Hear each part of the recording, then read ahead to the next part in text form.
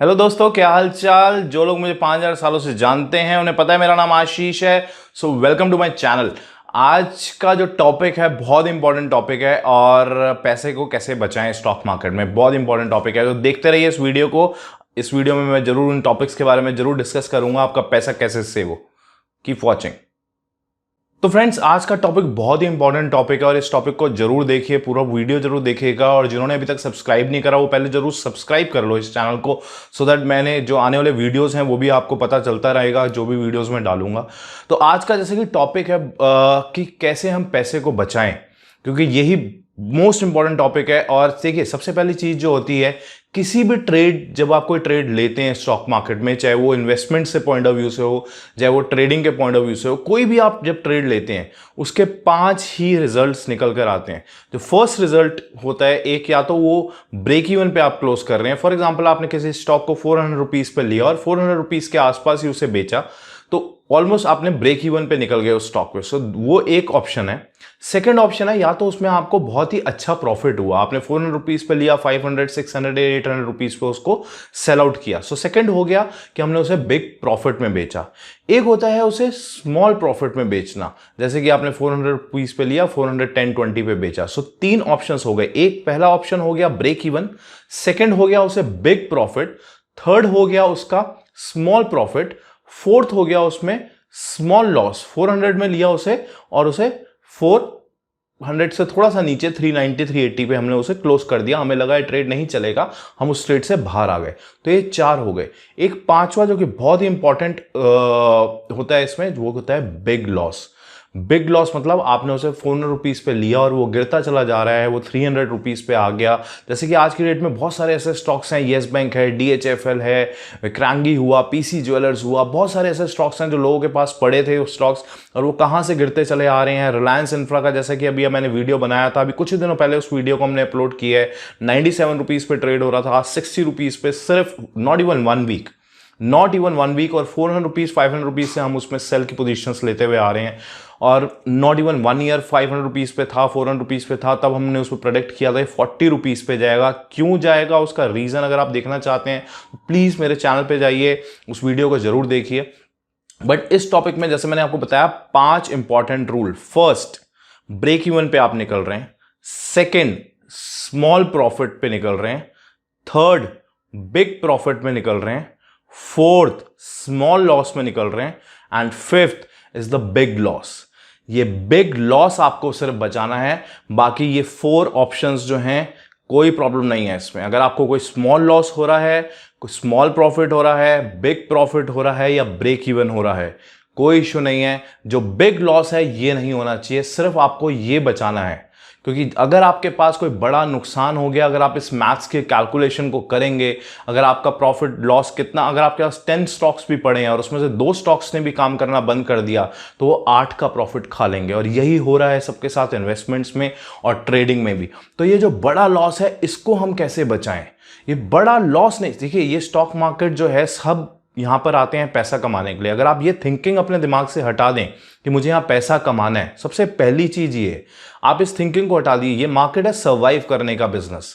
जितना आप इसमें सर्वाइव करेंगे, आपको सिर्फ ये ध्यान रखना है कि मुझे बिग लॉस नहीं कभी होने देना। जितना आप इस बिग लॉस पे वर्कआउट करेंगे, इन 4 पे वर्कआउट करने की जरूरत नहीं है। हमेशा इंसान ये सोचता है कि मेरा बड़ा प्रॉफिट कहां से, बड़ा प्रॉफिट कौन सा आपको ट्रेड दे जाएगा। आपके पास कोई इन्वेस्टमेंट पड़ी है, आपने 100 रुपए पे इन्वेस्टमेंट ली थी, वो 400 रुपए हो गई या 4000 रुपए हो गई, वो आपके हाथ में नहीं है। बट वो 100 रुपए की इन्वेस्टमेंट 10 रुपए ना हो, ये आपके हाथ में है। अगर वो 70 80 90 जा रही है, उसको कब आपको निकलना है, आपको उसमें से एक बाहर आना है। बड़ा लॉस, क्योंकि जो छोटा लॉस होता है वही जाके एक बड़ा लॉस में कन्वर्ट होता है। तो अगर आप इन 5 चीजों को सिर्फ ध्यान में रखिए, मैं दोबारा एक बार रिपीट करता हूं, ब्रेक इवन कोई प्रॉब्लम नहीं है, स्मॉल लॉस कोई प्रॉब्लम नहीं है, स्मॉल प्रॉफिट कोई प्रॉब्लम नहीं, बड़ा प्रॉफिट बहुत अच्छी बात है, बिग लॉस, ये बिग लॉस नहीं होने देना। अगर हम इस बिग लॉस पे वर्कआउट करेंगे तो हमारी कोई प्रॉब्लम ही नहीं आएगी। अगर आप खुद सोचें, अब आप रिकॉल करें, आप इतने टाइम से जो भी लोग ट्रेडिंग कर रहे हैं, इन्वेस्टमेंट कर रहे हैं, अगर कोई पैसा नहीं कमा पा रहा, उसका सबसे बड़ा रीजन यही है, बिग लॉस। आपको कभी ना कभी ये बड़ा लॉस जरूर हुआ है। आपने छोटे छोटे छोटे प्रॉफिट्स कमाए, बट वो एक लॉस ने आकर आपका सारा प्रॉफिट खा लिया। सारा प्रॉफिट खा लिया। तो सिर्फ आपको ये बिग लॉस पे ध्यान रखना है, और इस बिग लॉस को कैसे नहीं होने देना उसके भी कुछ रूल्स हैं, उसके भी कुछ क्राइटेरिया कैरेक्टरिस्टिक्स हैं जो मैं आपको बताने वाला हूं, तो वो भी ध्यान रखिए। तो चलिए फ्रेंड्स, अब उस टॉपिक के ऊपर बात करते हैं कि बड़ा लॉस को हम कैसे बचा सके। अगर हम इस बड़े लॉस पे वर्कआउट कर लेंगे तो हमें कभी जिंदगी में लॉस ही नहीं होगा, और थोड़ा थोड़ा प्रॉफिट्स करके हम जरूर सर्वाइव कर पाएंगे, और कोई ना कोई हमें एक ट्रेड ऐसा जरूर मिलेगा जिसमें हमें बड़ा प्रॉफिट भी होने की उम्मीद है। और यही पूरी स्टॉक मार्केट है। यहाँ पे डेली आके ये मत सोचिए कि आज मैंने ट्रेड लिया है, मुझे उसमें 1 लाख रुपए की इन्वेस्टमेंट है तो मुझे 20,000 रुपए कमाने हैं। 1 लाख रुपए की इन्वेस्टमेंट के ऊपर 20,000 रुपए अगर आप परसेंटेज रिटर्न देखें तो इट इज 20% रिटर्न, जो कि ईयरली भी लोग टारगेट्स अचीव मुश्किल से कर पाते हैं, और हम उसमें इंट्राडे या पोजीशन ट्रेड्स में बातें करते हैं, राइट। सो वो एक अलग टॉपिक है, बट मैं यहां पे सिर्फ उस चीज के बारे में बताना चाहूंगा कि बिग लॉस को हम कैसे रोक सकें। तो बिग लॉस के भी 4 कैरेक्टरिस्टिक्स हैं। पहला कैरेक्टरिस्टिक्स है कि कभी भी आप बड़ा लॉस जब हुआ है, आप खुद सोचिए कि बड़ा लॉस कब कब हुआ है। आप सोचिए उस चीज को कि जब आपने कोई बड़ा ट्रेड लिया हो। बड़ा ट्रेड मतलब कि पहली चीज बिग क्वांटिटी। आपने क्वांटिटी के अगेंस्ट, जो रूल क्वांटिटी का है उसके अगेंस्ट आपने ट्रेड किया। जैसे कि फॉर एग्जांपल आपको क्वांटिटी उसमें लेनी चाहिए थी 500, बट आपको लगा कि नहीं ये तो बहुत अच्छा ट्रेड है और मुझे इसमें श्योर शॉट है प्रॉफिट मिलेगा ही मिलेगा। आपने 500 क्वांटिटी ना लगाकर उसमें 1000, 1500 या 2000 क्वांटिटीज को डबल ट्रिपल कर दिया। वहीं आपको बड़ा लॉस हुआ है। कोई भी रीजन हो सकता है, या फिर आप पहले किसी लॉस में से निकल कर आए हैं और आप उस लॉस की भरपाई करना चाह रहे हैं, सोच रहे हैं कि इस लॉस का जो भी मुझे लॉस हुआ है इस लॉस को मैं निकाल सकूं, तो आपने नेक्स्ट ट्रेड में क्वांटिटी बढ़ा दी। आप रूल के अगेंस्ट चले गए, आपने एक बिग क्वांटिटी में ट्रेड किया, जो कि बिल्कुल गलत है।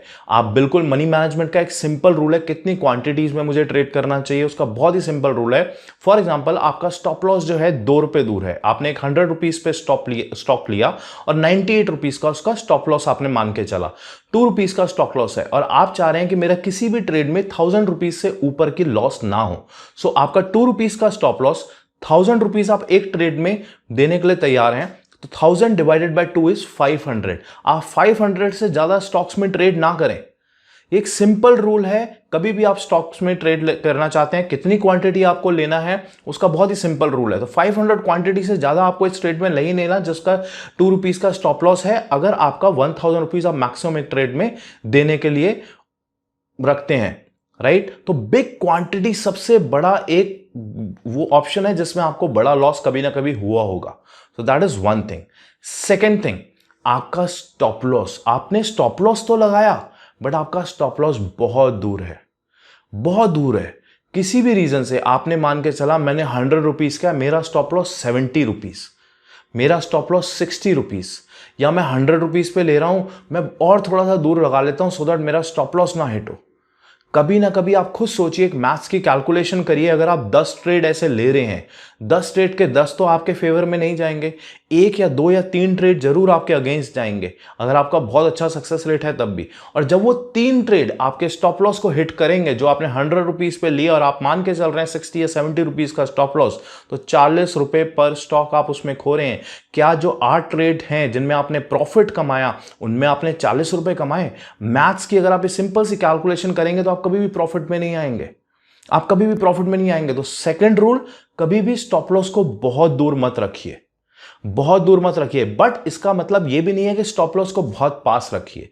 स्टॉप लॉस लगाने का एक बहुत ही अलग रूल है, वो मैं किसी नेक्स्ट वीडियो में बताऊंगा पूरा, बिकॉज उसको स्टॉप लॉस लोग मान के चलते हैं कि मैंने जहां पे ट्रेड लिया वहां से 1% नीचे, नहीं, ये गलत तरीका है।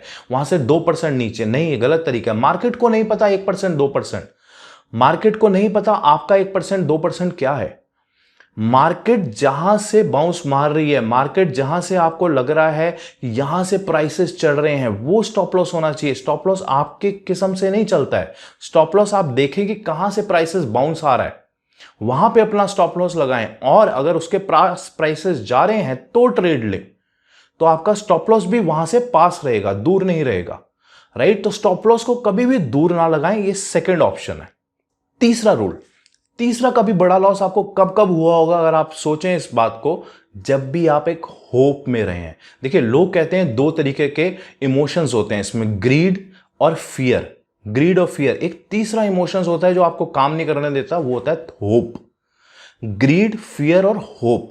आप होप में बैठे रहते हैं कि नहीं मेरा स्टॉप लॉस तो हिट हो गया है बट ये जरूर ऊपर आएगा, मेरा स्टॉप लॉस हिट हो गया है, कभी ना कभी वो ऊपर आता भी है उन लेवल से। आपने देखा होगा कि आपने 98 में स्टॉप लॉस लगाया, वो 97 तक गया और वहां से बाउंस मार के 105 चलेगा, विच इज फाइन। बट इसके पीछे भी अगर आप सिंपल सी एक मैथ्स की कैलकुलेशन करें, कितने ट्रेड्स ऐसे हैं जो 95 98 से वापस बाउंस बैक मारे हैं? एक या दो। बाकी जिनमें 4 में आपका स्टॉप लॉसेस हिट हुआ है, क्या वो 98 से बाउंस मारा है? नहीं, वो 90 तक गए हैं, वो 80 तक गए हैं, और आप बैठे रहे हैं उसी होप में कि ये भी वैसे ही बाउंस मारेंगे जैसे पुराने वालों ने बाउंस मारा।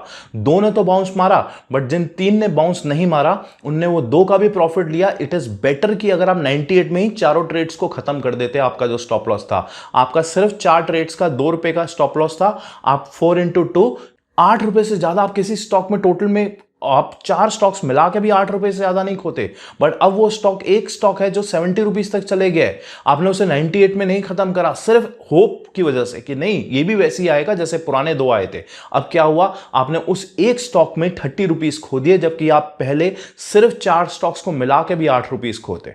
सिंपल सी एक मैथ्स की कैलकुलेशन है गाइस, राइट। सो ये था रूल नंबर 3, कभी भी बिग लॉस ना होने का।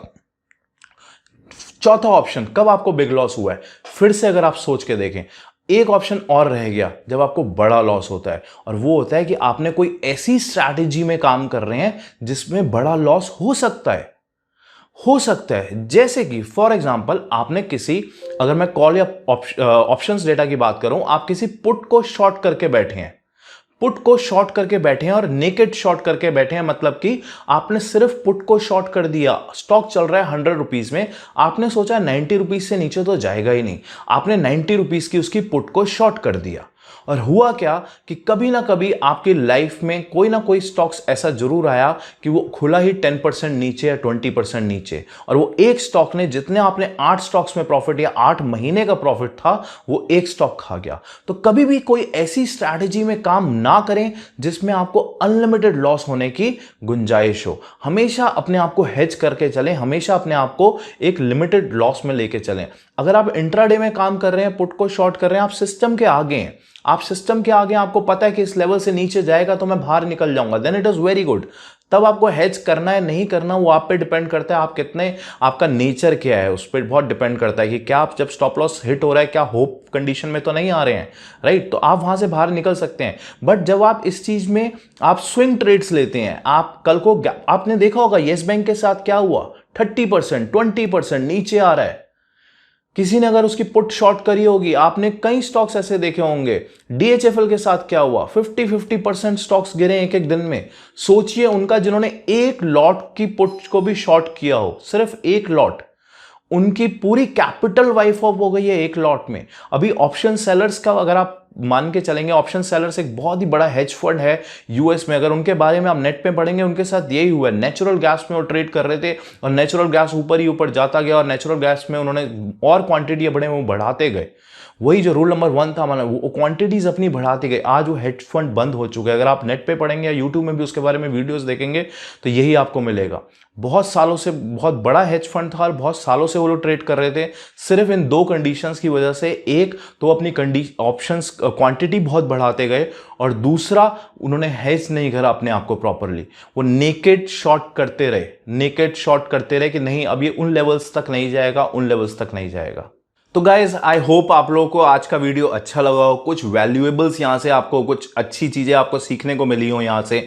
तो I hope, thank you so much. इस चैनल को सब्सक्राइब जरूर करिए। अगर आपको ये वीडियो पसंद आए, एक लाइक जरूर कर दीजिए, मेरे को पता चलता रहेगा कि आपको ये वीडियो पसंद आ रहा है कि नहीं आ रहा। कुछ भी क्वेरी है कमेंट सेक्शन में जरूर डालिए, मैं कोशिश करूंगा उसका आंसर्स देने की, राइट। कोशिश करेंगे और वीडियोस बनाने की, इंट्राडे स्ट्रैटेजी, जिस तरीके की भी आपको स्ट्रैटेजी सीखनी है, कुछ भी आपको क्वेरी है, किसी भी तरीके की कोई इशू है ट्रेडिंग स्टॉक मार्केट से रिलेटेड, प्लीज मेरे को बताइए। वीडियो को शेयर करिए सो दैट आपको, जैसे मैं थोड़ी सी नॉलेज शेयर करने की कोशिश कर रहा हूं, आप भी इस नॉलेज को आगे बढ़ाइए। So thank you so much.